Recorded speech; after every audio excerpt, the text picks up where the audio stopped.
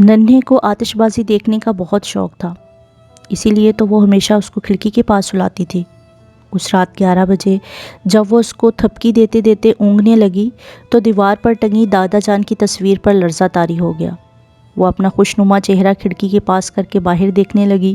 اس نے دیکھا نجو خالہ کے مکان کے اوپر تاروں بھرے آسمان کو حماس کے میزائل کبھی روشن کبھی تاریک کر رہے تھے۔ ان کی طاقت کا اندازہ لڑکی کو اپنے گھر کی تھر تھراہٹ سے محسوس ہو رہا تھا، لیکن وہ مضطرب نہ تھی، کیونکہ وہ خود کو ان تمام مصیبتوں کی پہنچ سے دور سمجھتی تھی۔ سامنے کے تمام مناظر دیکھ کر لڑکی کا دل کڑنے لگا، تو تسکین پانے کی خاطر پاس اپنے سوتے شوہر کو دیکھتے ہوئے وہ سوچنے لگی، کیسے خوش نصیب ہیں ہم، باقی لوگوں کی زندگی کس قدر اجیرن ہے۔ وہ تو میں نے حضرت کو کہا کہ کسی پرسکون جگہ منتقل ہوں، ورنہ یوں نہ ہو کہ رات کو سوتے ہی کوئی بم ہمارے اوپر آ گرے۔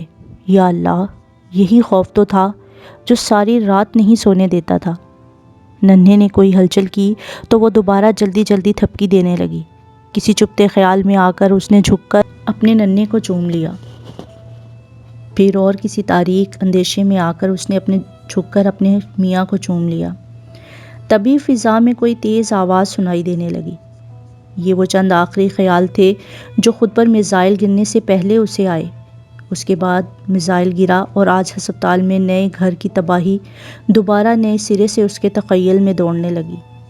ہسپتال کے چھوٹے سے بیڈ پر جب اس نے آنکھ کھولی تو سامنے نجو خالہ کو پایا۔ خالہ، وہ کیسے ہیں؟ میرا بیٹا کیسا ہے؟ لڑکی نے کہتے ہوئے اٹھنے کی کوشش کی تو سر میں درد کی شدید لہر اٹھی۔ چھوٹے قد کی پھرتیلی خالہ اس کو دوبارہ لٹاتے ہوئے بولی، وہ جہاں ہیں خوش ہیں، یعنی اللہ میاں کے پاس، اور ننھے کا حال اللہ میاں ہی جانے، کوئی اٹھا کر لے گیا اسے۔ لڑکی سے صدمہ برداشت نہ ہوا اور بے اختیار آنسو ابل پڑے۔ نہایت رنجیدہ ہو کر وہ بولی، خالہ یہ کیا کہتی ہو؟ نہیں نہیں، اللہ، ایسی سچائیاں کتنی کڑوی لگتی ہیں جن کا جھوٹ ہونا شہد سے کم نہیں لگتا۔ کافی دیر وہ یوں ہی چپ چاپ آنسو بہاتی رہی، پھر خالہ سے پوچھا، یہ کیسے خالہ کہ کوئی اٹھا کر لے گیا اور تم دیکھتی رہی؟ یہ سن کر خالہ کچھ بھڑک اٹھی، بولی، ارے کسی کی مجال ہے جو میرے ہوتے ہوئے ایسا کرتا؟ بینچ پر اپنی بلی کی نگرانی میں ننھے کو چھوڑا اور خود پاخانے گئی۔ جب لوٹی تو ننھا غائب۔ کافی پوچھ گچھ کی، ادھر ادھر ماری ماری پھری، پھر کسی نے کہا کہ کوئی اٹھا کر لے گیا تھا اسے۔ لڑکی سے اپنا آپ قابو نہ ہوا، وہ زور سے کہنے لگی، تو خالہ اب کیا ہوگا؟ تم نے گنوا دیا میرے بچے کو۔ ارے گنوایا نہیں، تمہاری خالہ پورے فلسطین کو جانتی ہے۔ جانتی ہوں اس کو جس کے پاس بچہ ہے، پر گھر بہت دور ہے اس کا، خالہ نے سینہ تان کر جواب دیا۔ چلو آج آخر کار ان کو ایک ثبوت تو مل گیا کہ 24 گھنٹے کی آوارہ گردی بیکار نہیں ہوتی۔ خالہ نے مزید بتایا کہ اب تک وہ وہاں اس لیے نہیں گئیں کہ پیچھے تمہارا خیال کون رکھتا، اور وہ گاؤں اسرائیلی بارڈر کے پاس ہی ہے۔ اب تم اچھی ہو جاؤ تو ایک ساتھ چلیں گے۔ لڑکی نے یہ سنا تو ٹھنڈی سانس بھر کر رہ گئی۔ وہ جانتی تھی کہ خالہ کوئی بہادر نہیں، جانے سے ڈرتی ہیں، اور بھلا کیوں نہ ڈریں ان درندوں کے پاس جانے سے، جبکہ اچھے اچھے بھی صرف باتیں کرنے پر ہی اکتفا کرتے ہیں۔ لڑکی نے ڈاکٹرنیوں سے لڑ جھگڑ کر ثابت کر دیا کہ وہ اب جانے کے لیے اچھی ہے۔ شام کو جب خالہ کا ہاتھ پکڑے وہ ہسپتال سے باہر تازہ ہوا میں آئی تو اسے عجیب سی گھٹن محسوس ہونے لگی۔ پاس کھیلتے بچوں کے جھنڈ کو دیکھا تو اور بھی دل دکھا، مگر آنسو ضبط کر لیے۔ رہ رہ کر یہی خیال آتا، نہ جانے اس آدمی نے ننھے کو دودھ بھی دیا ہوگا، نہ جانے وہ آدمی یہ سمجھ گیا ہوگا کہ ننھا تھپکی لیے بغیر نہیں سوتا۔ اے بیٹی چلو، خالہ نے اسے گم کھڑا پایا تو چلائیں۔ لڑکی خالہ کا ہاتھ پکڑے دھیرے دھیرے ٹیکسی میں داخل ہوئی۔ پہلے وہ اپنا ٹوٹا ہوا مکان دیکھنے گئی، پھر وہ اپنے مرحوم شوہر کے پاس قبرستان گئی، اور آخر میں وہ وہاں روانہ ہوئی جو اس کی منزل تھی، وہ منزل جس کا ملن اس کے لیے زندگی کا زندہ رہنا تھا اور جس کا کھو جانا اس کے لیے موت تھی۔ رات کو اپنا خوش نما چہرہ ٹیکسی کی کھڑکی کے قریب کر کے لڑکی نے دوبارہ آتش بازی دیکھی۔ ان کا سفر لمبا تھا۔ رات 11 بجے گاؤں میں جیسے ہی قدم باہر نکالا تو ایک اخبار اڑتا ہوا خالہ کے منہ سے ٹکرایا۔ شاہ سرخی دیکھی تو خالہ سر پکڑ کر بیٹھ گئیں۔ لکھا تھا اسرائیلی فوج کل صبح فلسطین میں باقاعدہ طور پر داخل ہونے والی ہے۔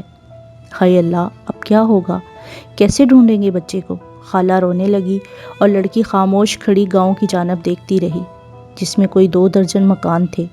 آخر لڑکی نے ہمت باندھی اور پوچھنا شروع کیا۔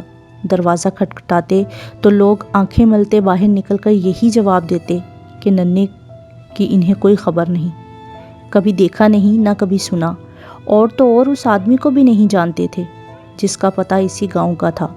کتنے گھنٹے وہ تلاش کرتے رہے لیکن آخر میں تھکن سے چور ہو کر گلی کے ایک کونے میں نہ ڈھال گرے۔ خالہ، تم اگر بچے کو باہر نہ چھوڑ کر جاتی تو اب ہم یہاں نہ ہوتے۔ لڑکی نے اپنا خیال خالہ کو سنایا اور دور آکاش میں گھورنے لگی۔ بیٹی، تمہارے ساتھ میں بھی تو ہوں نا یہاں پر، خالہ نے قدرے تحمل سے جواب دیا، لیکن اندر جوالا مکھی پھٹ رہا تھا۔ لڑکی بولی، تمہارا ہونا نہ ہونا کیا؟ میں نے کہا کہ کیا دھرا بھی تو تمہارا ہی ہے نا۔ ترش جواب پا کر خالہ سے رہا نہ گیا، اٹھتے ہوئے بولی، ٹھیک ہے، ڈھونڈو خود، جہاں ہماری قدر نہیں وہاں ہم بھی نہیں رکتے۔ ارے او ٹیکسی والے بھائی، رکنا تو۔ وہ بولتے بولتے خالہ اندھیرے میں غائب ہو گئیں۔ اب لڑکی اکیلی تھی۔ اندھیرے میں اس کا جی گھبرانے لگا اور مئی کی رات میں بھی ٹھنڈ لگنے لگی۔ وہ اپنے آپ سے کہنے لگی کہ خدا ایک رات میں کہاں سے کہاں لے آیا۔ ایک ہی رات میں وہ اور ننھا اور ننھی کے ابا ایک دوسرے سے کتنے دور ہو گئے۔